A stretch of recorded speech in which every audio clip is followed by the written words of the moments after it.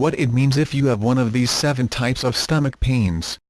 Stomach issues are the worst and they can sometimes be embarrassing. We've all had unexpected diarrhea before, right?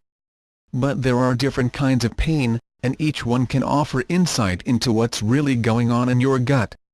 Here are some of the most common stomach symptoms and what they might be telling you about your health. 1.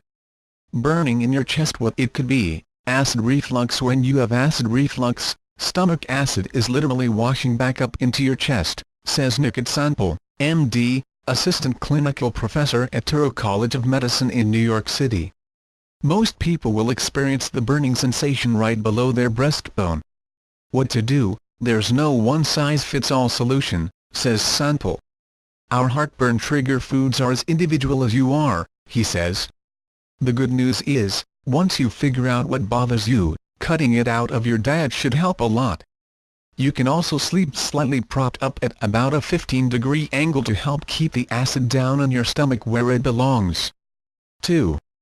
Pain around your belly button. What it could be: appendicitis. If you're experiencing an appendix issue, it'll usually start with a dull pain right around your belly button. As it worsens, the intense discomfort will move towards your right hip bone.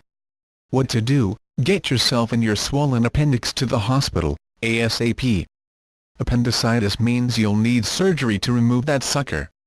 If you don't have it taken care of right away, you run the risk of the appendix rupturing, which is insanely dangerous. Don't wait in the hopes that the pain will subside. 3. Sharp pain under your ribs. What it could be: gallstones. Gallstones are little lumps of cholesterol and bile that can be as small as a pea or as big as a golf ball. No matter the size, an obstruction in your gallbladder causes a sharp pain that might worsen after eating. What to do? Unfortunately, estrogen, contraceptive use, and general fertility all impact your risk for getting them. Basically, being female predisposes you for gallstones, says Sanpal. If they're an issue for you and you're on the pill, talk to your gyno about alternative methods of birth control. Gallstones usually aren't cause for major concern, but if they continue to cause problems, surgery might be an option. 4. Burning in your stomach. What it could be: peptic ulcer. If you have chronic pain every day and it's typically worse after eating, that's a classic symptom of an ulcer, says Sanpal. Unlike heartburn, which occurs in the chest, you'll feel this burn right in your gut. What to do? Stop taking OTC pain meds like ibuprofen, since they make the problem way worse. Visit your doc. Depending on the severity of the ulcer, you might need meds or even surgery. 5. Whole belly discomfort and the urge to run to the bathroom. What it could be: lactose intolerance. If a person cannot eat lactose, it's not going to centralize to a specific area, says Sanpal. Our whole belly is going to feel discomfort, because it's really a small intestine problem. And unfortunately, that's not the worst of it. That discomfort is caused by a mix of gas and diarrhea, which means you guessed it, an explosive trip to the bathroom.